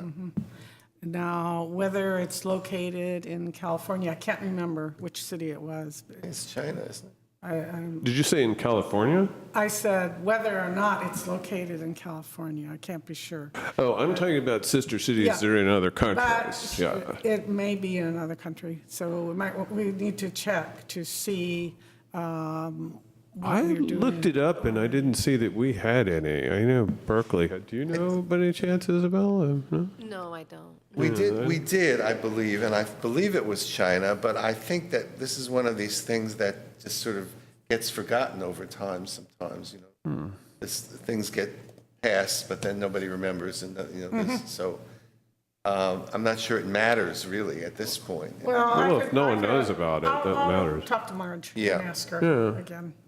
Okay, well, anyway, the idea is to Yeah, promote and this it's- idea of you can sister have many cities. sisters. That's right. You can have one in each. You can only have one in each country. But Yeah. that's the idea. And maybe particularly China, because there's so many Chinese people in Albany, but also, some Latin American countries. That was kind of the idea. But Yeah. there's people here in Albany from everywhere. So this would be an idea to kind of help create culture. And I say it's come to me from all directions. I mean, I ran into Richmond has a city or a sister city in Japan, and I ran into two people in the grocery store where there was a woman from Japan was visiting, and they were getting this cultural exchange. It was nice. So I think so. That's a positive way we can. Yeah, I mean, it's can an make 'em. interesting idea. Let's get more information about it. Yes, sir.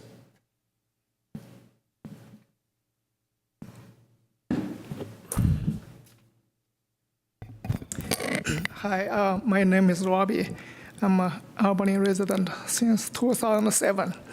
So when we talk about sister cities from China, because I was born in China, I think I should remind you that the government architecture in China is very different.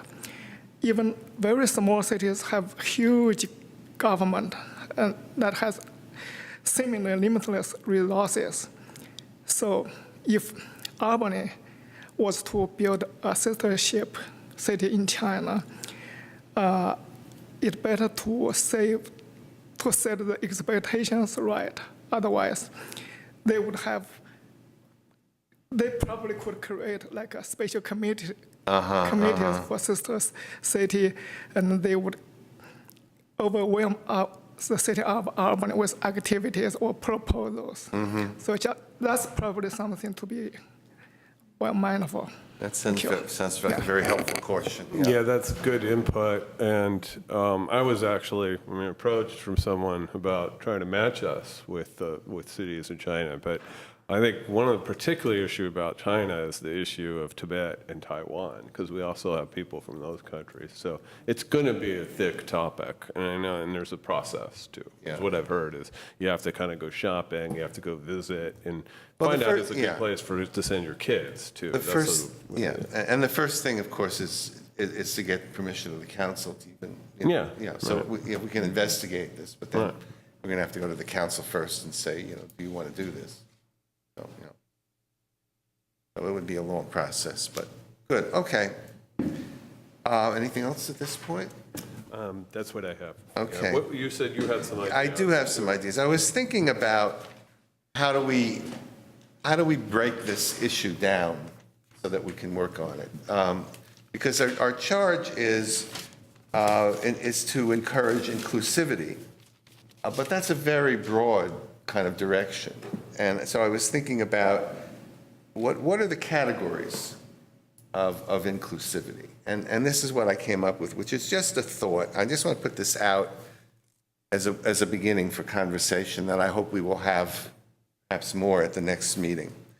So the areas that occur to me, first, of course, not surprisingly, economic and social justice.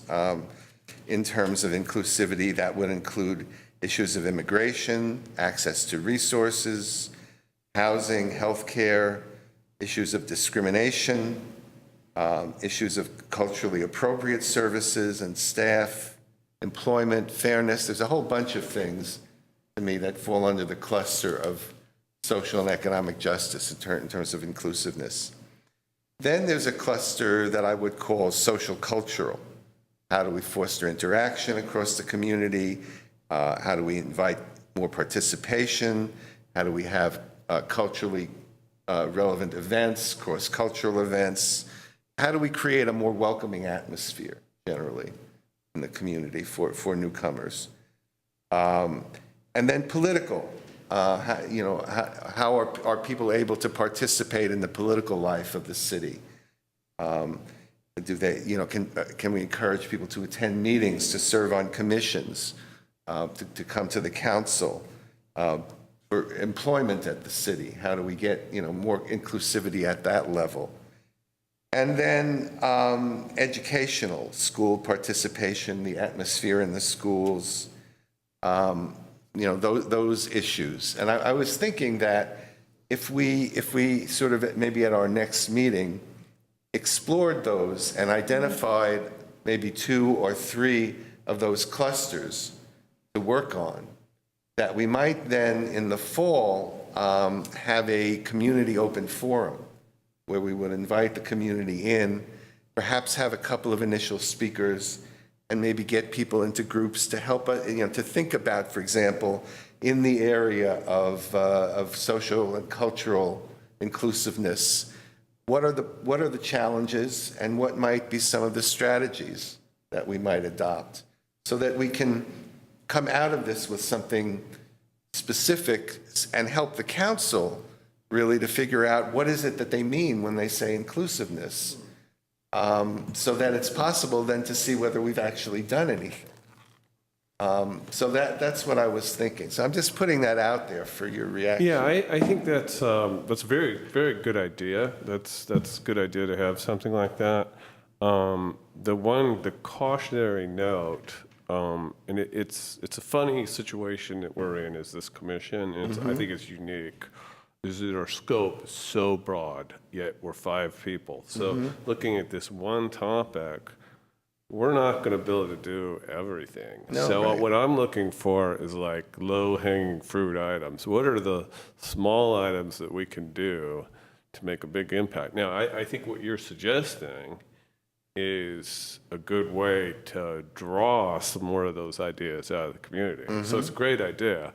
I just I want to maybe dispel the notion that we're going to be able to go into every corner of this issue. Oh, I because we agree. can't. Yeah, At least that's not in all a I'm year, but saying. Yeah. it's, when you're deciding, as I think we're in agreement, when you're deciding what to do, it's useful to have a sense of the universe in which you're yes, operating. no, absolutely.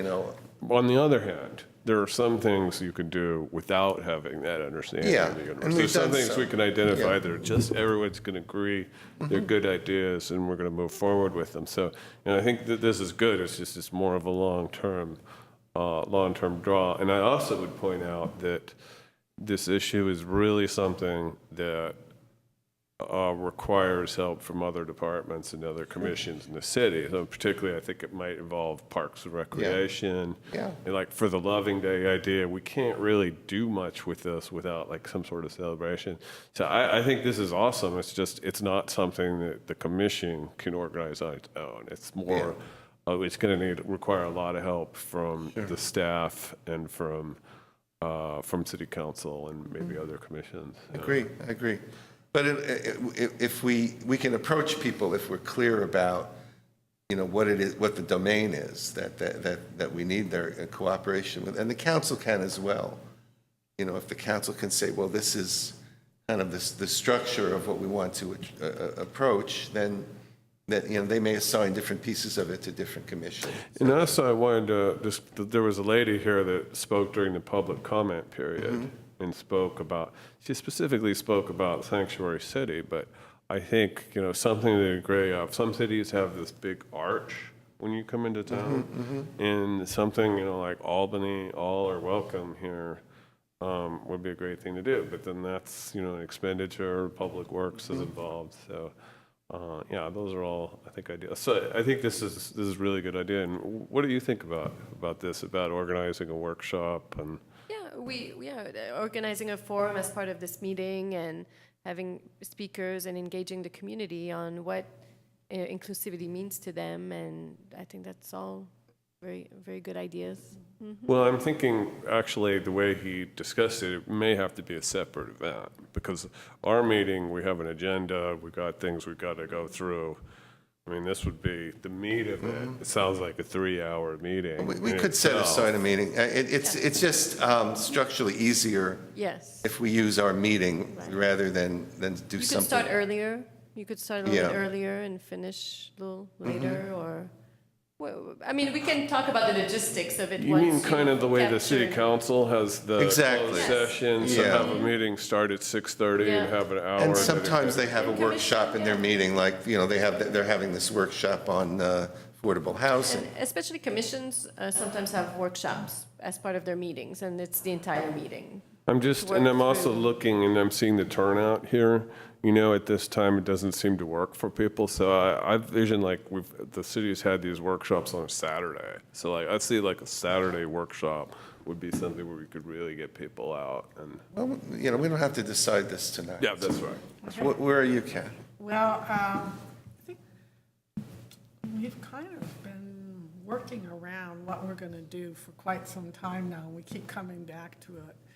So I'm a little concerned that we're still in that nebula area. And that's what I'm trying to Yeah. address here, is to Yeah. try to give it some shape. But so part of what we are doing is we're forgetting what we've already looked at and decided where we were going to go. And one of the things that we talked about when this first came up was going to the community and reaching out to them where they are, rather than inviting them. If they're already feeling uncomfortable, and that could be some segments of the community, maybe like second and third generation groups may be, assimilated already, but if you have like first generation people who aren't assimilated, they are not going to be as comfortable coming here. And so part of one of the things we talked about was going there. And I like the idea of a forum too, and I don't have anything against it. I think that's a great idea. We should do that. But I think We need to go back to our notes and also look at that city council plan, because we talked a lot.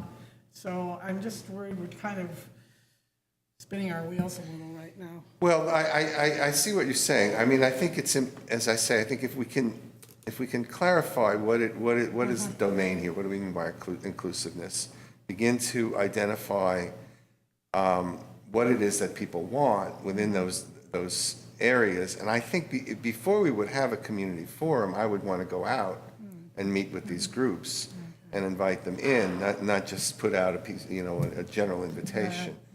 And bring in, perhaps if we bring in speakers who represent various groups as well, so that might help people to feel comfortable coming out. And it's going to take some work to develop this, but I do think we need some structure around this, or we can just, be doing this, we're doing that. How do we know that what we're doing matters? A few months later, and we just start the discussion all over again, but don't go anywhere. Yeah. I just want to point out, because I'm hearing this, I'm hearing kind of we've forgotten what we talked about before, and I don't see that as true. We've accomplished something. We got the Loving Day thing on the agenda. We got a proclamation. We got the city to make a statement. There's other things that happened, like the sanctuary city statement was made. So I haven't forgotten anything about what we wanted to do. It's a question of what are the things that we can do, and Well, we're not going to be able to change the world with 5 people. Collect our notes that we have put together from our various meetings and put it into a document so that we have like a working paper, something to work off of. Isabel and I could come up with a document like that for our next meeting. Right, and also I was just looking online, if you Google diversity plans or inclusivity plans, there's a bunch that come up, and they're usually from educational institutions like universities. Okay. So looking at those and seeing what are the main items of these inclusivity plans could, and looking at whether or not there are other cities who have similar plans. But right now, just looking quickly, it's mostly universities that have these inclusivity plans, strategic plans. Yeah, well, it's good to have models, and I'm thinking back of when I worked for the federal government. We did quite a bit in regards to promoting diversity.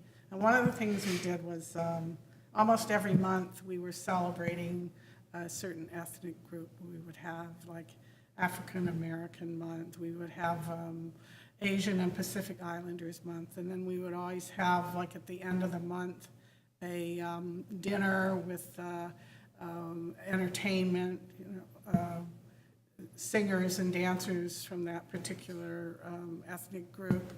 So coming up with, like a model, getting some kind of model for us to work off of. So actually, I wanted to point out the city just did what you just said last month. They had Asian Heritage Month, and there were flyers about I hope you're not taking my comments the wrong way, Brian. I'm just, and I appreciate, we've done Loving Day, and that's true, the city did put we had like a tea, Japanese tea. Yeah, we did a number of events throughout the month of May to highlight different cultures, Asian cultures. But I am concerned that we've had a lot of really valuable input from everybody, Brian and Bart and Margie, and Tara wasn't with us at the time when we first started. But I'm afraid it's going to get lost unless we collect it. Yeah, well, we can do that. I think those kinds of social events are useful, but I think that there is also sometimes a feeling that they don't really deal with what the real problems are. Yeah, I'm not saying that's so I think it's fine to do that. That's why I want to say, let's look at all the different sectors here. I mean, absolutely. And for me, the social and economic justice ones, really hit people where they live. Yeah, I'm certainly not saying that we should just focus on the social. I'm just telling you that was one thing that we did. Yeah. The other thing what that Isabel's comment, just to backtrack a little bit, her comment about the university reminds me of the fact that whatever we do with this is probably going to involve the school, because so much of this is centering around the school right now. So it's going to involve Social and Economic Justice Commission, it's going to involve the education, and it's going to involve the Parks and Recreation, because a lot of what we just talked about in Asian Cultural Month was Parks and Rec. So it's not just the Social and Economic Justice Commission. No, And then no, I don't that's- think it is, but I think what we can do for the city, again, is to give it some framework from which to operate, rather than to just do this and that and the other thing, and not, not have any sort of context in which these things happen. Yeah. Yeah, but I remember we went through the city council work plan, and they had areas where they had listed a role for us. And I remember us kind of pinpointing different things that we could do to address the role that they were asking us to play. So I think maybe we need to work off of that, perhaps. Okay, well, what can happen then is Isabel and I will work on a kind of a framing document, Great. and then we can use that as a focus for our discussion, and move toward, at some point, a community forum where we can bring in other people and find out, what are the issues that people really encounter. Sounds good to me. Okay. Anything else on this? All right, then I think we're done, and we're not meeting again until September. So enjoy your Well, you do your have extra night, future- and is there anything else on here? Your future agenda items, are we going to talk about? Oh, that's right, that's right, yeah, Anything? we should identify anything we want on the agenda for the next meeting. We will have more to say about the community center, which will be just about up and running at that point. And I think Jeff will probably have some news about rent review. I hope so. Anything else? Well, this framework Yeah, for right, inclusivity. right, we've identified And, that. Sanctuary City. You also Yeah. mentioned advertising of. Yeah. Yeah, I think that's a great idea. Anything else on our long-term agenda, Isabel? Perhaps, but nothing that Anything else on jumps. the work plan, I mean? Oh, on the work plan, I don't know if I have a copy with me right. I think that, I don't think there's anything else that's pressing. If you don't mention it tonight, if something comes up, you and I will work on the agenda and Yeah. we can put it on. Okay, all right then, thank you both, and have a pleasant August, and Thanks for. with an extra night off. Thanks for a great job, Bart. Okay, thank you. And I will declare the meeting over. All right. Adjourned.